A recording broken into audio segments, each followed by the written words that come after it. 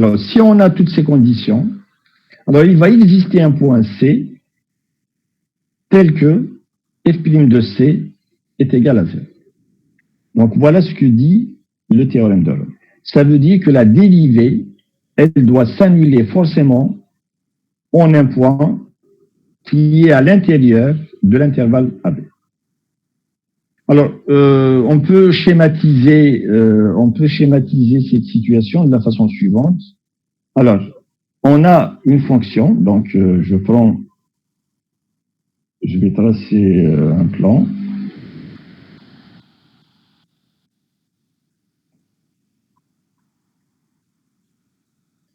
Alors, je vais mettre les points AB quelque part.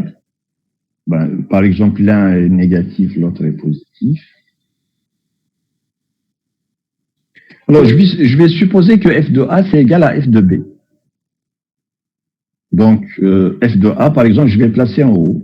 On peut le placer en bas si vous voulez, il n'y a aucun problème. Donc, je suppose que f de A, c'est quelque part ici. Et c'est en même temps f de B.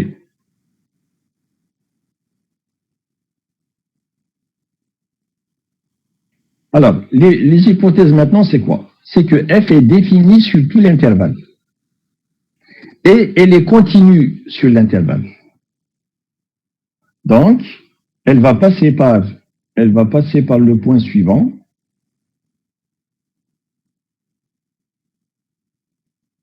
Donc, elle va passer par ce point. Elle va passer aussi par le point B, f de B.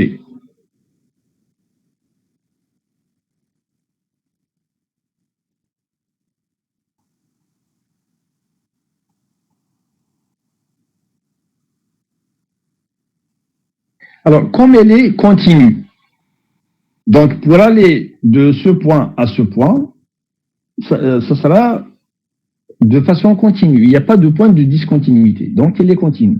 Alors, qu'est-ce qu'on peut avoir? C'est quoi les différentes possibilités? Alors, on peut rejoindre les deux points par une droite.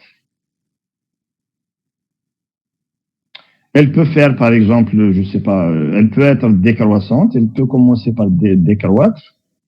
Ensuite, ben, comme elle doit repasser par ce point, donc à un certain moment, elle doit remonter, forcément. Et puis, elle peut faire ça plusieurs fois. Elle descend, elle remonte, elle descend, etc. Mais on sait qu'à un certain moment, elle doit remonter au point B, f de B. Alors, le théorème de Rolle, qu'est-ce qu'il vous dit? Alors, il vous dit à ce moment-là qu'il va exister forcément un point C tel que la dérivée s'annule. Alors, la dérivée, quand elle s'annule, ça veut dire, le fait que la dérivée s'annule, ça signifie que la fonction change de monotonie. Alors, le point C qui est donné par le théorème de Rolle, eh ben, c'est le point où la fonction change de monotonie. Donc, c'est, par exemple, ça va être ce point,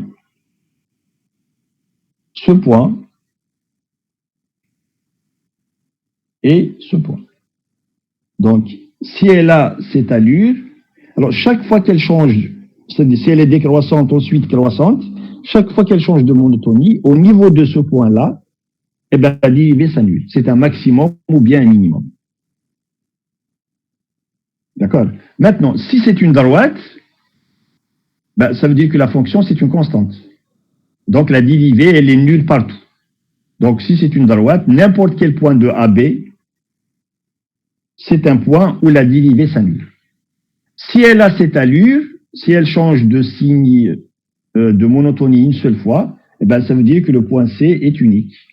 Donc, le point où elle change de monotonie, c'est le point où la dérivée s'annule. Donc, voilà ce que dit le théorème de Rolle. Alors, il vous dit que si la courbe change de monotonie, au niveau du point où elle change de monotonie, la dérivée s'annule. Mais pour qu'elle change de monotonie, il faut des conditions. Il faut qu'elle soit définie, continue sur l'intervalle. Il faut qu'elle soit dérivable sur l'ouvert, parce que sinon, si elle n'est pas dérivable, ben, ça pose problème. Ensuite, il faudrait que f de A soit égal à f de B, de sorte que quand elle démarre d'un point, il faudrait qu'elle remonte. Ça veut dire, si elle est croissante, à un certain moment, il faudrait qu'elle redescende. Si elle est décroissante au niveau de A, f de A, ben, il faudrait qu'elle remonte pour rejoindre B, f de B. Donc, voilà en gros ce que signifie le théorème des accroissements finis. Plutôt le théorème de Roche. Les accroissements finis, c'est presque la même chose. C'est une généralisation du théorème de Roche. Donc, les conditions, on les a citées. Les conditions, les voici. C'est pas difficile à vérifier dans la pratique. Défini continu sur le fermé, dérivable sur l'ouvert, et f de A égale à f de B. Quand ces conditions sont réunies, on est sûr que la dérivée s'annule au moins en un point de l'intervalle ouvert à B. Alors, dans l'exercice 5, donc on vous dit, est-ce que le théorème de Rolle s'applique dans les cas suivants? Alors, la première fonction, c'est la fonction f1 de x égale à la racine cubique du polynôme 8x moins x2. Alors, on vous demande, est-ce que le théorème de Rolle s'applique sur l'intervalle 0, 8? Alors, d'abord, est-ce que cette fonction est définie?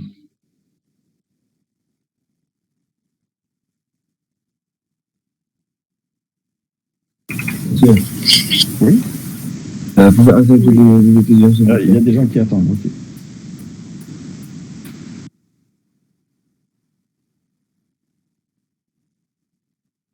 Donc, d'abord, est-ce que cette fonction est définie? Alors, ce qu'il faut savoir, c'est que lorsque vous avez une racine cubique, lorsque vous avez une fonction qui s'écrit comme ça, c'est une racine cubique d'une fonction g de x.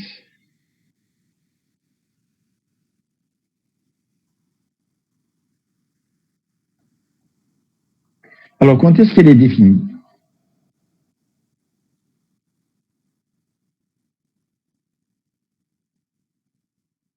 Quel que soit. Non. C'est pas quel que soit g, non. C'est pas quel que soit x, non. Elle est définie, une racine cubique est définie si ce qu'il y a à l'intérieur est défini. Il faut que g de x soit défini. C'est tout. On ne s'intéresse pas au signe. Une racine cubique ne dépend pas du signe de la quantité à l'intérieur. Par contre, une racine carrée, si c'est une racine carrée, quand est-ce qu'une racine carrée est définie? Si au lieu de 3, je mets 2. Quand est-ce que la racine de g de x est définie? G de x positif. G de x positif. C'est pas suffisant. Il faut que g de x soit positive, il faut que g de x soit définie. Il faut qu'elle soit définie et positive. D'accord? Donc, définie, positive. Maintenant, quand c'est une racine impaire, d'ordre impair, une racine cubique, une racine cinquième, etc., ben, pour qu'elle soit définie, il suffit juste que ce qui est à l'intérieur est défini. On ne s'intéresse pas au signe. Si la quantité à l'intérieur est définie, ça suffit. Donc, la fonction qui est égale à f1 de x est égale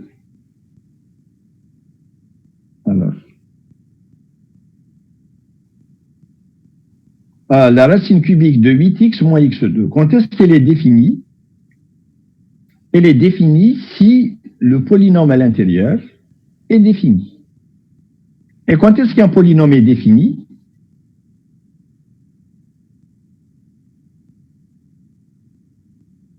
Allez.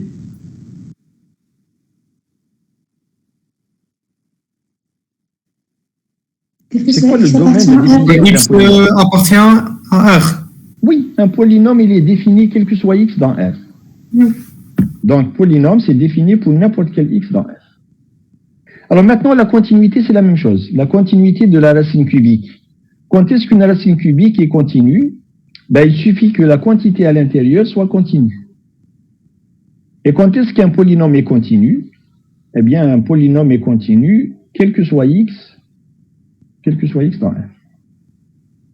Alors, comme c'est continu et défini sur R, donc c'est continu et défini sur n'importe quelle partie de R. Et donc, 0,8. 0,8, c'est continu et c'est défini et continu sur 0,8. Alors maintenant, la dérivabilité. Alors, quand est-ce que la racine cubique est dérivable? Quand est-ce que la racine cubique de g de x est dérivable? On va donner d'abord la condition. Ensuite, on va vérifier si c'est le cas ou non.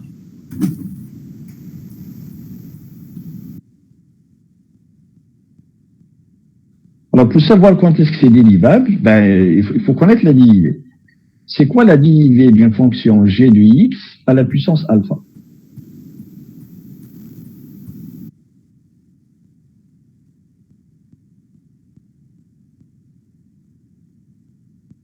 Est-ce que quelqu'un peut me dire c'est quoi la dérivée de g à la puissance alpha? G' fois G plus alpha moins 1. G' fois g à la puissance alpha moins 1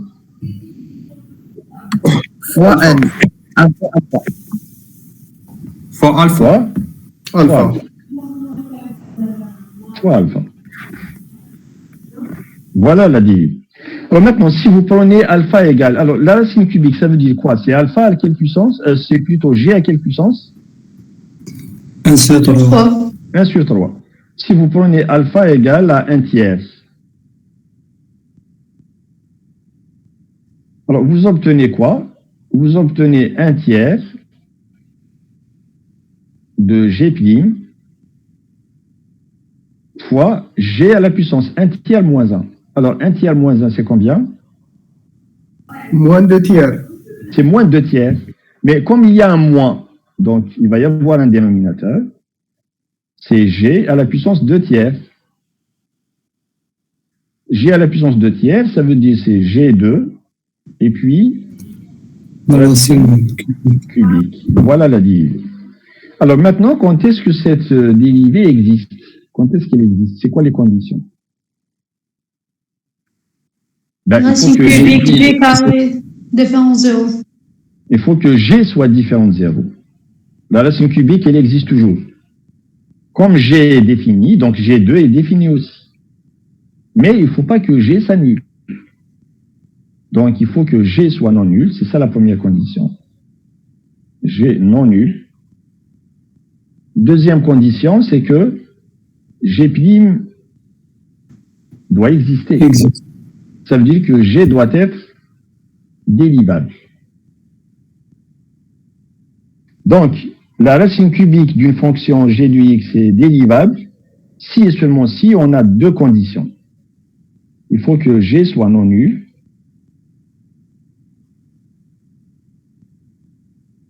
Deuxièmement, il faut que g soit dérivable. Il est dérivable dans l'ensemble dans lequel on travaille. AB. Voilà. Et AB est ouvert. Alors, comme ici, le théorème de Rolle, il s'applique dans l'intervalle ouvert, donc on va regarder la fonction g. G ici, c'est le polynôme 8x moins x2. Est-ce qu'il est dérivable? Dans quel ensemble un polynôme est dérivable?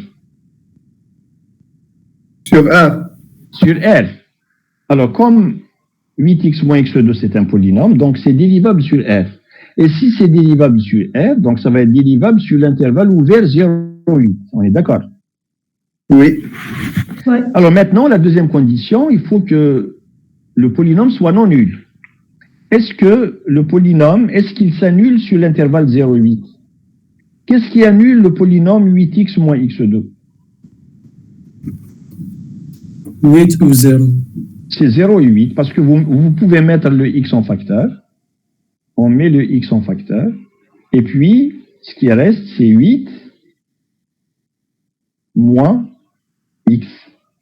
Alors, pour qu'il soit nul, il faut que x soit égal à 0, ou bien x égale à 8. Donc, il y a deux points qui l'annulent. C'est 0 et 8. Est-ce que 0 et 8 appartiennent à cet ensemble? Non. Non, c'est ouvert. Donc, le polynôme, il est dérivable, il est est non nul, alors f1, donc la fonction qui est la racine cubique du polynôme, elle est dérivable sur 0,8. Hein. C'est ce qu'on a dit ici. Les deux conditions sont vérifiées. À l'intérieur, donc le polynôme est dérivable, le polynôme est non nul, ce qui fait que la racine cubique est dérivable. Donc, on déduit que f1 est dérivable sur 0,8. Maintenant, il faut rajouter une condition. Est-ce que f de 0, c'est égal à f de 8? F de 0, donc il faut revenir ici, c'est pas f, c'est f1. F1 de 0, donc c'est 0. F1 de 8, c'est quoi? Ben, c'est 8 fois 8, 64, moins 64. Donc c'est égal à 0 aussi.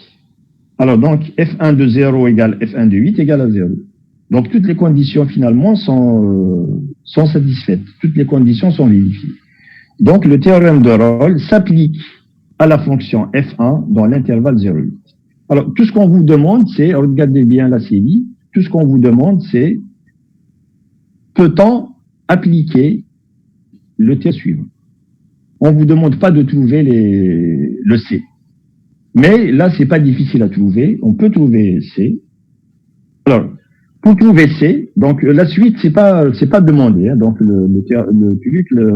la réponse, elle s'arrête ici. Jusque-là, on a répondu à la question. Maintenant, si on veut trouver C, c'est facile. Hein. Vous calculez la dérivée de f'. On a vu tout à l'heure comment calculer la dérivée. Donc, c'est 1 tiers fois la dérivée du polynôme fois le polynôme à la puissance 1 tiers moins 1. Et donc, on va avoir 1 tiers. La dérivée du polynôme, c'est 8 moins 2x. Et puis, 8x moins x2 à la puissance moins 2 tiers. Donc, le fait qu'il y a un moins, ça descend au dénominateur. 2, donc on prend le polynôme au carré. Et 1 tiers, c'est la racine cubique. Donc, voilà ce que vous obtenez. Voilà la dérivée. Alors maintenant, qu'est-ce qui annule la dérivée? Pour qu'elle soit nulle, qu'est-ce qu'il faut? Ben, il faut que le numérateur s'annule. C'est tout. Quand est-ce que le numérateur s'annule?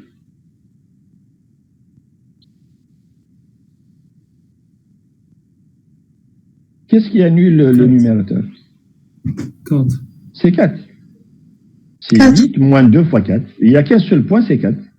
Donc, le théorème, il vous donne l'existence du point qui annule la dérivée. On sait qu'il existe, mais on ne connaît pas sa valeur. Pour connaître sa valeur, ben, il faut calculer la dérivée, et puis il faut regarder qu'est-ce qu'il annule. Ben, le point qu'il annule, il n'y a qu'un seul, c'est 4, et il appartient bien à l'intervalle 0,8. C'est pas demandé, mais si vous voulez trouver le point C, ici c'est facile, donc c'est le point C égal à 4. Alors maintenant, la troisième fonction. La troisième fonction, c'est f3 de x égale à la valeur absolue de 1 moins x. Et on vous demande, est-ce qu'on peut appliquer Rolle sur l'intervalle 0,2? Hein, regardez bien la série. La troisième fonction, c'est valeur absolue de 1 moins x sur l'intervalle 0,2. Alors donc, quand est-ce que c'est défini? Quand est-ce que c'est continu? Quand est-ce que c'est dérivable, etc. Bon, alors comme c'est une valeur absolue, il vaut mieux l'équilibrer comme ça. Donc, quand c'est positif, c'est 1 moins x. Quand c'est négatif, c'est x moins 1. Alors, c'est 1 moins x si x est compris entre 0 et 1. Et c'est x moins 1 si x est compris entre 1 et 2. Donc, on équilibre f3 sous cette forme. Et là, on peut faire les calculs. Alors, f3, quand est-ce qu'elle est définie? Est-ce qu'il y a un point qui pose problème ici? La racine de la valeur absolue de 1 moins x. Est-ce qu'il y a un point qui risque de poser problème? Non. Non. Donc, c'est défini sur 0,2. Sur 0,2, elle est définie. Est-ce qu'elle est continue? Alors, pour la continuité, il faut faire attention. Parce qu'au fait, c'est une fonction qui est définie de deux façons différentes. Elle change de valeur. Alors, pour étudier la continuité, il faut étudier la continuité dans chaque intervalle. Il faut séparer les intervalles. Alors, sur l'intervalle 0,1, alors elle change de valeur au point 1. Elle change de valeur quand x est égal à 1. Donc, on isole le point où elle change de valeur. Donc le point 1, il faut l'étudier à part. Quand j'enlève le point 1, qu'est-ce qui reste? Il reste l'intervalle 0,1 et l'intervalle 1,2. Ouvert en 1, fermé en 0 et fermé en 2. Sur l'intervalle 0,1, à quoi est égal f3? Sur l'intervalle 0,1. f3, elle est égale à 1 moins x. 1 moins x, c'est un polynôme. Donc, c'est défini, continu, dérivable. D'accord? Ouais. Sur l'intervalle 0,1, c'est défini, continu, dérivable. Parce que c'est un polynôme. Sur l'intervalle 1,2, sur l'intervalle 1,2, on est là. Donc, la fonction, elle est égale à x moins 1. C'est aussi un polynôme. Donc, c'est défini, continu, dérivable. Et donc, ça va être défini, continu, dérivable sur la réunion. Donc, f3, elle est définie sur 0,2, partout.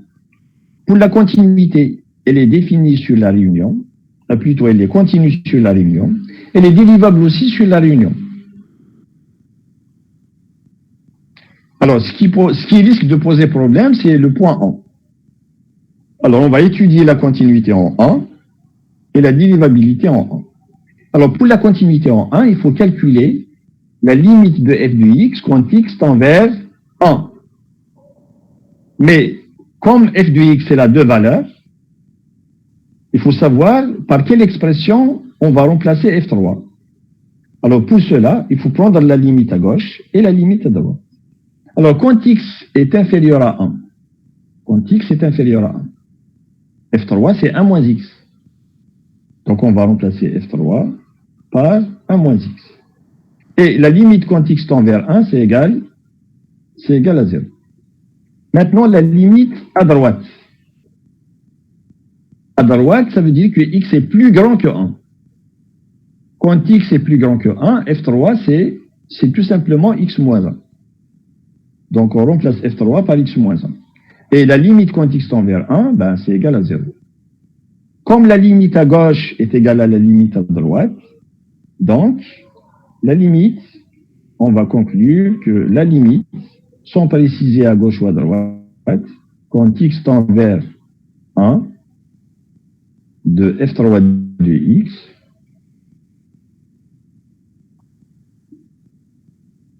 c'est égal à 0. Alors maintenant, est-ce qu'elle est continue? On ne sait pas. Il faut comparer la limite avec f de 1. F3. C'est quoi f de 1? F de 1, c'est à partir de là. D'accord? Le 1, c'est à partir de là. Ou bien à partir de là carrément. F de 1, c'est quoi f de 1? Remplacez x par 1, vous obtenez 1 moins 1. C'est la valeur absolue de 0, c'est égal à 0. Et donc, la limite, elle est égale à 0. f3 de 1, c'est égal à 0. Donc, la limite de f3, ce qui fait que f3, elle est continue en 1. Et donc, f3, elle va être continue sur tout l'intervalle 0,2. Donc, première condition, c'est bon. Elle est définie, continue sur le fermé 0,2. Maintenant, la dérivabilité. On a vu qu'elle est dérivable sur l'intervalle 0,1 union 1,2. Maintenant, il faut étudier la dérivabilité en 1. Alors, pour la dérivabilité en 1, on calcule la limite de f de x moins f de 1 sur x moins 1, quand x tend vers 1. Ben, comme f3, elle a deux expressions, donc on va prendre la limite à gauche et à droite. Alors, à gauche, f3, c'est 1 moins x, f de 1, c'est 0.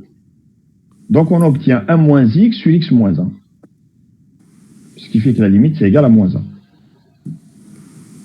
À droite, f3, c'est x moins 1. f3 de 1, c'est 0. Donc, c'est la limite de x moins 1 sur x moins 1. Et c'est égal à 1. Ben, comme la limite à gauche est différente de la limite à droite, alors on déduit que f3 n'est pas dérivable en 1. Comme elle n'est pas dérivable en 1, donc elle n'est pas dérivable sur l'intervalle ouvert 0,2, parce que c'est pas dérivable en 1. Alors, est-ce que Rolle s'applique? Non. Le théorème de Rolle ne s'applique pas. on ne peut pas appliquer le théorème de Rolle à F3 sur l'intervalle 0. Parce qu'il y a un point à l'intérieur où la fonction n'est pas dérivable, c'est A. Voilà donc l'exercice 5. Alors, on passe à l'exercice 6. Alors, dans l'exercice 6, on vous dit en utilisant le théorème des accroissements finis. Donc, avant de le faire, on va rappeler ce que c'est que le théorème des accroissements finis. Alors, pour faire l'exercice 6, donc, je commence par un rappel. Qu'est-ce que c'est que le théorème des accroissements finis? Alors, il dit la chose suivante. Soit f, une fonction qui est définie, continue sur un ouvert. L'ouvert AB.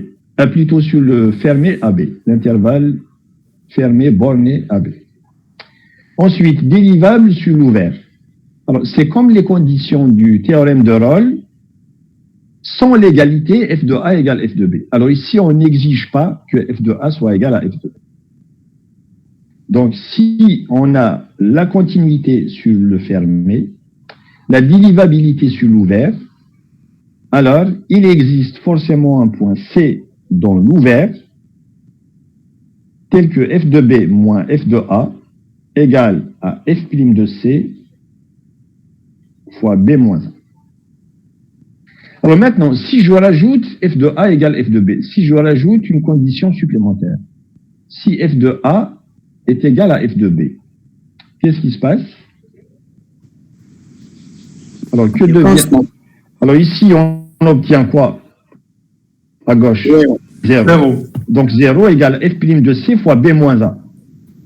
Mais comme on travaille dans un intervalle, alors ça signifie toujours, c'est sous-entendu, mais on ne le précise pas. Quand on est dans un intervalle, ça signifie toujours que A est différent de B. Donc on a un produit qui s'annule, sachant que B est différent de A. Donc B moins 1 n'est pas nul. Donc qu'est-ce qui s'annule finalement? C'est f' de C. Donc si je rajoute f de A égale f de B, alors j'obtiens f' de C égale à 0. Et ça, c'est ce qu'on appelle le théorème de Rolle. Alors, donc, le théorème de Rolle, au fait, c'est un cas particulier du théorème des accroissements finis. C'est juste un cas particulier. Mais, historiquement, il y a eu d'abord, dans l'histoire, il y a eu d'abord le théorème de Rolle. C'est celui-là qui est venu au début. Il y a eu d'abord le théorème de Rolle. Ensuite, il y a eu les accroissements finis. C'est pour ça que on a gardé le même principe. Mais dans l'absolu, le théorème de Rolle, ce n'est rien d'autre que une conséquence du théorème des accroissements finis. Alors, une fois qu'on l'a rappelé, alors donc, dans l'exercice 6, on vous dit, alors qu'est-ce qu'on vous dit? En utilisant le théorème des accroissements finis, démontrer les inégalités suivantes. Alors, ce qu'on m'a demandé de démontrer, c'est la première inégalité et la deuxième. Alors, vous allez faire la même chose pour la troisième et la quatrième. Alors donc, on va regarder la première. On vous demande de montrer AB dans R, la valeur absolue de sinus de B moins sinus de A, c'est toujours inférieur ou égal à la valeur absolue de B moins 1. Alors, c'est une inégalité qui est très, très importante. Elle est très utilisée partout. Donc, on va essayer de la démontrer maintenant. Alors, l'idée, c'est d'utiliser les accroissements finis. Mais pour utiliser les accroissements finis, on a besoin d'une fonction f et on a besoin d'un intervalle fermé borné AB.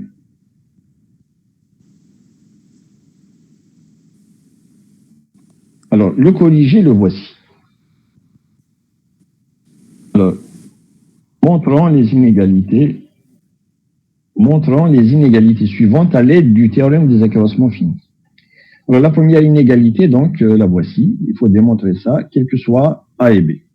Alors, la première chose, c'est d'identifier la fonction. Qu'est-ce qui va jouer le rôle de la fonction f qui est dont on parle dans les accroissements finis, hein, soit f une fonction, etc. Qu'est-ce qui va jouer le rôle de f? Donc, il faut d'abord identifier f. Alors, au fait, ici, f, ce n'est rien d'autre que sinus x. Parce qu'on va avoir f de b moins f de a. Regardez bien.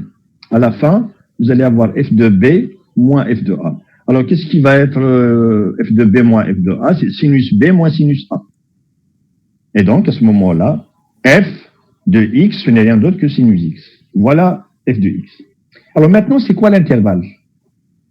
Alors, comme a et b sont dans f, il est possible qu'ils soient égaux.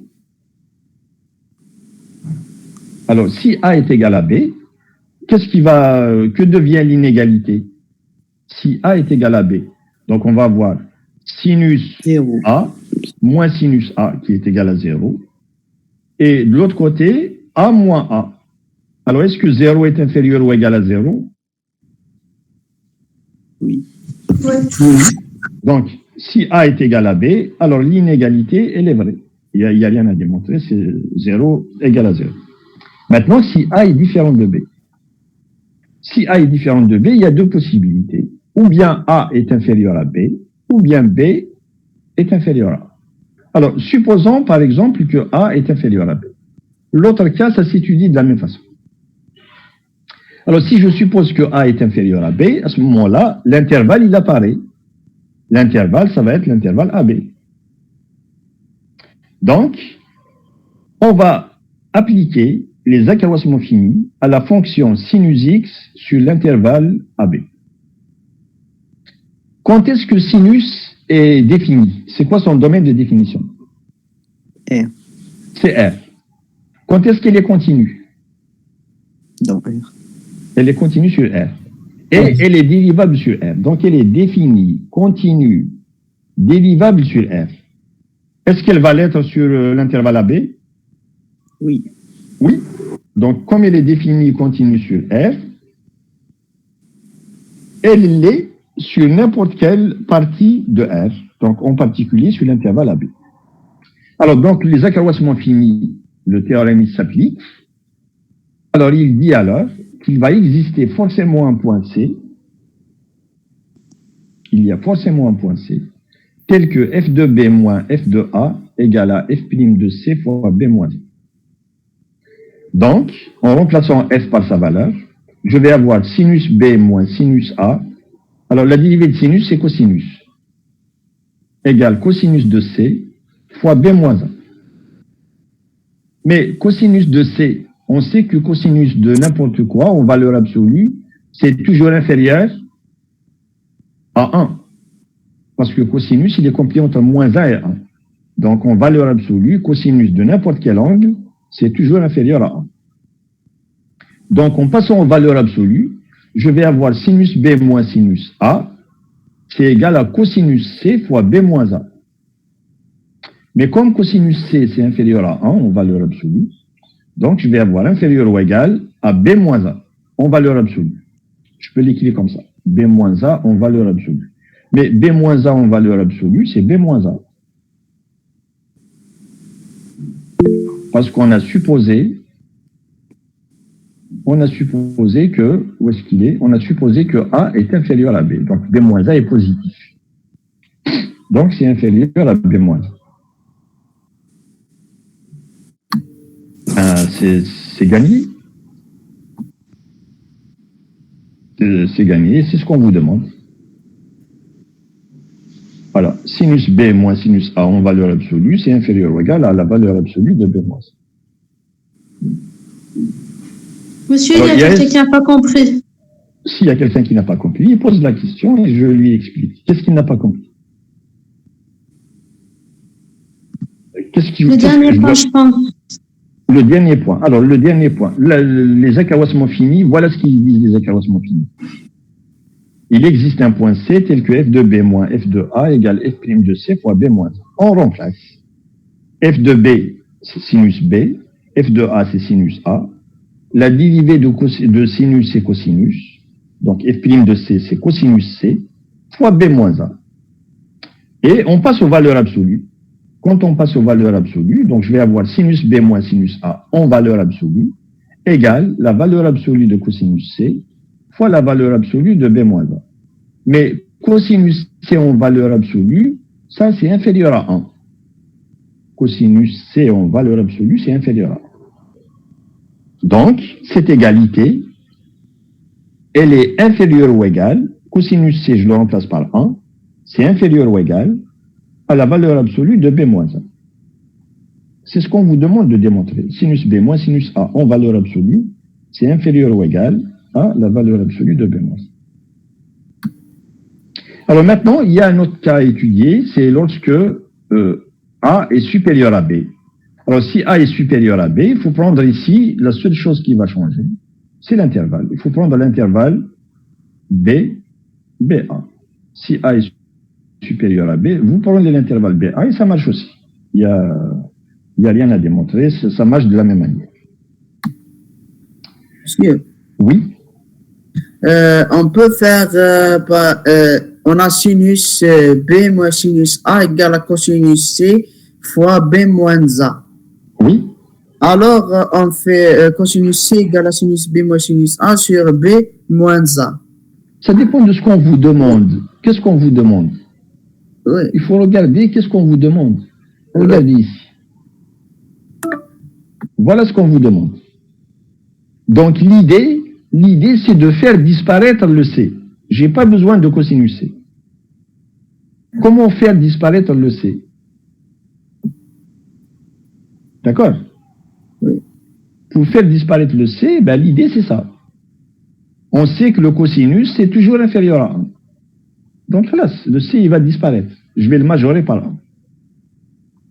Et c'est bon. Maintenant, si on vous demande autre chose, si on a besoin de C, il faut le garder, effectivement. Donc, tout dépend de l'inégalité qu'on vous demande de démontrer. Alors ici, la meilleure façon de faire, c'est de majorer le cosinus par 1. Et vous avez l'inégalité rapidement. C'est bon? Alors, dépend, c'est majoré ou minoré?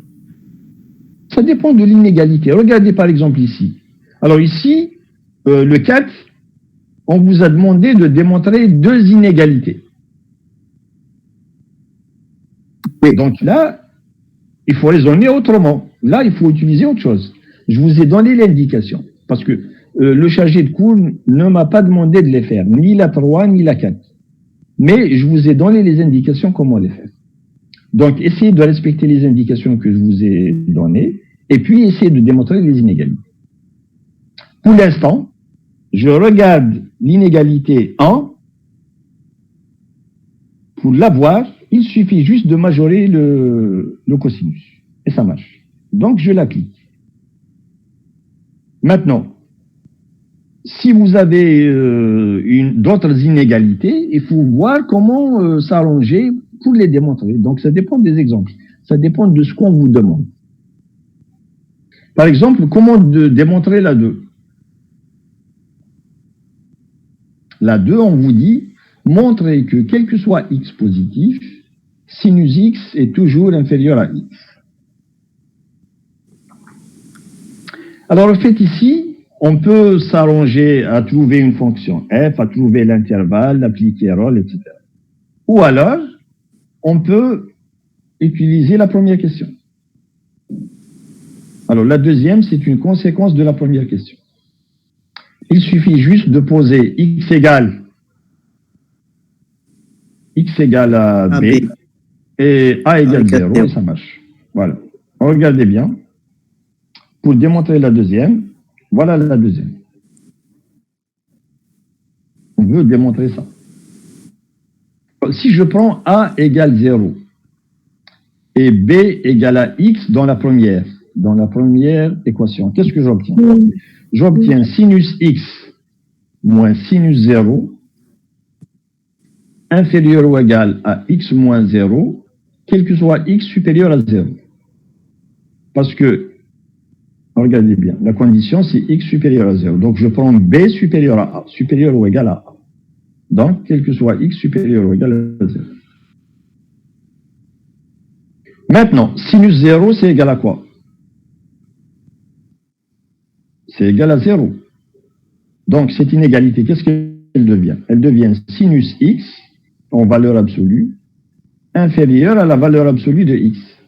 Mais c'est quoi la valeur absolue de x, comme x est positif? C'est x. Et donc, j'obtiens sinus, en valeur absolue, sinus x est inférieur ou égal à x. Mais en valeur absolue, sinus x inférieur à x, ça signifie que sinus x, c'est compilé entre moins x et x, quel que soit x positif. Donc, on vient de démontrer plus que ce qu'on vous a demandé. Ce qu'on vous a demandé, c'est juste l'inégalité qui est ici. Mais il faut savoir aussi que sinus, c'est toujours supérieur ou égal à moins x, quel que soit x positif. Donc, sinus x, il est compilé toujours entre moins x et x. Ça aussi, c'est une inégalité, enfin, ce sont deux inégalités qui sont très importantes et qui sont très utilisées dans la pratique. Surtout quand on calcule des limites, etc. Des fois, on utilise souvent ces inégalités. Voilà. Alors maintenant, on vous demande de démontrer ceci, que x plus 1, c'est toujours inférieur à l'exponentielle x, quel que soit x positif. Alors, ça, c'est pas demandé, donc je ne vais pas le faire en détail. Alors, je vais juste vous donner des indications. Alors, pour x égale à 0, que devient x plus 1? C'est 1. Que devient l'exponentielle de 0? C'est 1 aussi. Et on a 1 inférieur ou égal à 1. Ça veut dire que l'inégalité, elle est vraie. Maintenant, pour x positif, alors il faut prendre f de x égale à ex, l'exponentielle x. Alors ici, il y a un problème. Parce que x, c'est en même temps la variable et c'est en même temps un point de l'intervalle. Donc, il faut prendre ça. La fonction, la variable, je vais l'appeler t. Il faut prendre f de t ou la f de y, peu importe. F de t égale exponentielle t. Donc ici, ce qui va jouer le rôle de la variable, je vais l'appeler t. Donc, il faut prendre la fonction f de t égale exponentielle t sur l'intervalle 0x. Appliquer les accroissements finis à l'exponentielle t sur l'intervalle 0x. Et il faut essayer de trouver le moyen comment démontrer cette inégalité après. Alors, pour la quatrième, vous avez ln de 1 plus x qui est toujours compilé entre x et x sur 1 plus x. La même chose. Pour x égale à 0, ici c'est 0, à droite c'est 0, au milieu c'est ln de 1, qui est égal aussi à 0. Donc l'inégalité est vraie. Les inégalités sont vraies. Alors pour x différent de 0, alors il faut considérer la fonction là aussi, hein, comme x il est dans l'intervalle, donc là aussi il faut mettre t. Considérer la fonction f de t égale à ln de 1 plus t sur l'intervalle 0x. Voilà les indications. Donc, on ne m'a pas demandé de le faire, mais je sais que vous pouvez trouver des difficultés. Donc, je vous ai donné les indications. Maintenant, faites la suite. Si vous n'arrivez pas à faire la suite, il faut me rappeler la prochaine fois. Parce que ça, c'est très important. Il faut savoir démontrer les inégalités parce que c'est très, très important. C'est ça le but des accroissements finis. D'accord? Donc, je vous fais confiance. Essayez de démontrer ces inégalités pour la prochaine fois. Et je répète encore, si vous n'arrivez pas à le faire, il faut me poser la question la prochaine fois. Alors, 12h30. Donc, il reste encore un peu de temps. Alors, l'exercice suivant, c'est l'exercice 7. Alors, l'exercice 7, on va le dire ensemble. Alors, soit f, la fonction qui est définie comme ça. Donc, elle a deux expressions. C'est 3 moins x2 sur 2 si x est inférieur à 1, et 1 sur x si x est supérieur ou égal à 1. On vous demande de montrer que f est continu, dérivable sur r, et calculer f'. Ensuite, en appliquant les accroissements finis, montrer qu'on a ceci. Et troisième question, trouver tous les C qui vérifient cette égalité, cette équation. Donc, on va procéder par étapes. On va montrer d'abord que f est continu et dérivable sur f. Allez. Donc, soit f, la fonction qui est définie comme ça. Son domaine de définition, c'est quoi? Alors, la première quantité, c'est lorsque x appartient à moins l'infini 1. Alors, entre moins l'infini et 1, est-ce qu'il y a un point qui pose problème ici? Non. C'est un polynôme. C'est un polynôme, donc il n'y a aucun point qui pose problème. Lorsque x est supérieur ou égal à 1, quand x est supérieur ou égal à 1, la fonction c'est 1 sur x. Est-ce qu'il y a un point qui pose problème? Non. 0. Mais x est supérieur à 1. Oui. 0 n'est pas dans l'intervalle 1 plus l'infini. Pas de problème. Alors, est-ce qu'il y a un point qui pose problème ici? Non. Non. Donc, le domaine de définition, c'est R. C'est défini partout. Parce que pour x égale à 0, la fonction, il faut la regarder ici. Pour x égale à 0, on est dans le cas x inférieur à 1. Donc, f de 0, c'est 3 demi. Ça existe. Donc, le domaine de définition, c'est f. Il est clair que f est continu et dérivable sur R-1. Pourquoi? Parce que sur moins l'infini 1, la fonction, c'est un polynôme. C'est 3 demi moins 3 demi de x2. Donc, sur moins l'infini 1, elle est définie, continue, dérivable. Sur l'intervalle 1 plus l'infini, 1 ouvert, 1 plus l'infini, la fonction c'est celle-là, 1 sur x. Est-ce qu'elle est continue? Oui. Oui, parce que c'est un polynôme sur un autre polynôme. Donc c'est continu. Est-ce que c'est dérivable? Oui. Oui. Oui. Donc c'est continu et dérivable sur l'intervalle 1 plus l'infini, ouvert. Alors maintenant, il reste le cas où elle change d'expression. Là où elle change d'expression, c'est un point qu'il faut étudier tout seul. Elle change d'expression en 1. Alors on va étudier la continuité et la dérivabilité en 1. D'abord, la continuité en 1, c'est comme on a fait tout à l'heure. Il faut regarder la limite à gauche et la limite à droite parce que la fonction change d'expression. Alors, à gauche de 1, la fonction c'est 3 moins x2 sur 2. Donc, la limite quand x tend vers 1, on remplace x par 1.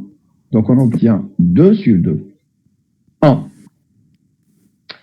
La limite à droite, c'est la limite de 1 sur x. Quand x tend vers 1, ça me donne 1. Comme la limite à gauche est égale à la limite à droite, alors la limite de f de x, c'est 1. Maintenant, c'est quoi f de 1? Alors, f de 1, il faut regarder l'expression. Où est-ce qu'on va calculer f de 1? Est-ce que c'est à partir de la première expression ou bien à partir de la deuxième? Deuxième. À partir de la deuxième. Donc, quand on prend x égale à 1, on obtient 1. f de 1, c'est 1. Alors, comme f de 1, c'est 1, et que la limite, c'est 1, donc f est continue en 1. Alors, elle est continue sur moins l'infini 1, sur 1 plus l'infini, elle est continue en 1, donc elle est continue sur f. Maintenant, la dérivabilité. Sur R-1, on sait que c'est dérivable. Maintenant, au point 1. Au point 1, il faut calculer la limite de f de x moins f de 1 sur x moins 1. Et là, on va calculer la limite à gauche et la limite à droite. Alors, à gauche, f de x, c'est 3 moins x2 sur 2. f de 1, c'est 1. Donc, il faut calculer la limite de cette expression. Voilà. On va réduire au même dénominateur. Donc, vous allez obtenir 3 moins x2 moins 2. Et puis le 2, on le fait descendre sur 2 fois x moins 1. Alors, 3 moins x2 moins 2, c'est 1 moins x2. Et 1 moins x2, c'est 1 moins x fois 1 plus x. Alors, 1 moins x avec x moins 1, il se simplifie. Donc, il va rester moins 1. D'accord. Donc, quand on simplifie ici, il va rester moins 1. Et puis, il va rester 1 plus x sur 2. Et quand x tend vers 1, quand x tend vers 1, donc c'est moins 2 sur 2. Et moins 2 sur 2, c'est égal à moins 5. Maintenant, la limite à droite. Alors, la limite à droite, il faut remplacer f de x par 1 sur x. Donc, c'est 1 sur x moins 1 sur x moins 1. On réduit au même dénominateur. Donc, c'est 1 moins x. On fait descendre le x sur x fois x moins 1. Là aussi, on simplifie. Donc, il va rester moins 1 sur x. Et la limite de moins 1 sur x, quand x tend vers 1, c'est moins 1. Donc, la limite à gauche, elle est égale à la limite à droite.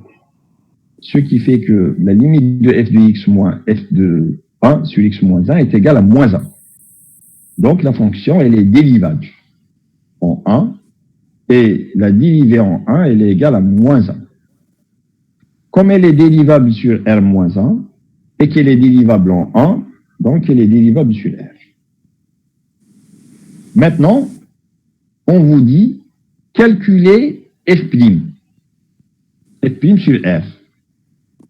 Alors, pour calculer f', qu'est-ce qu'on fait? On va considérer les deux expressions. Sur moins l'infini 1, ouvert, f de x, c'est 3 moins x2 sur 2. Donc là, c'est 3 demi moins 3 demi de x2. C'est un polynôme. Donc, sa dérivée, 3 demi, sa dérivée, c'est nul. x2, c'est 2x. C'est ça. 2 sur 2, il se simplifie. Donc, on obtient moins 3x. Monsieur, Pardon? c'est pas moins 1 sur 2x carré. Moins? C'est pas moins 1 sur 2x carré. 1 moins Si vous avez 1 sur 2x carré. Comment ça? C'est un polynôme.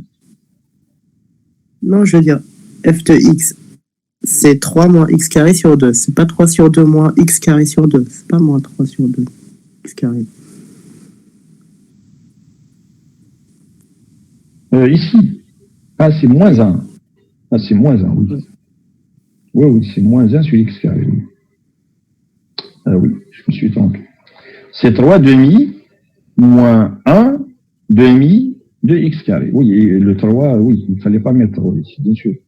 Donc là, c'est moins x. Alors, il faut que je rectifie, avant de vous envoyer le corrigé, il faut que je rectifie. Bon, alors, sur 1 plus l'infini, f de x, c'est 1 sur x.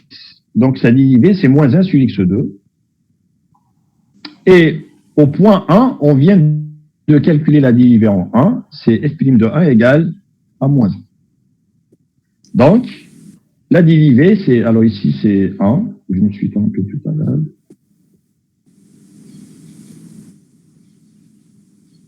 Donc, la dérivée, donc, c'est moins x si x est inférieur à 1. C'est moins 1 si x est égal à 1. Et c'est moins 1 sur x2 si x est supérieur à 1. Voilà donc la dérivée de f. Bon, alors, je pense que je vais vous libérer, il est 11h30. Donc, essayez de faire les deux autres questions. Et on va continuer la prochaine fois. Alors, s'il y a des questions, donc, vous les posez. Ça serait bien de préparer aussi les autres exercices. Hein. C'est comme ça, on va essayer d'avancer un peu plus vite.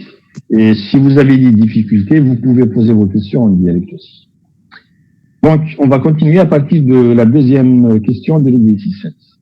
Alors, est-ce qu'il y a des questions sur ce qu'on vient de faire?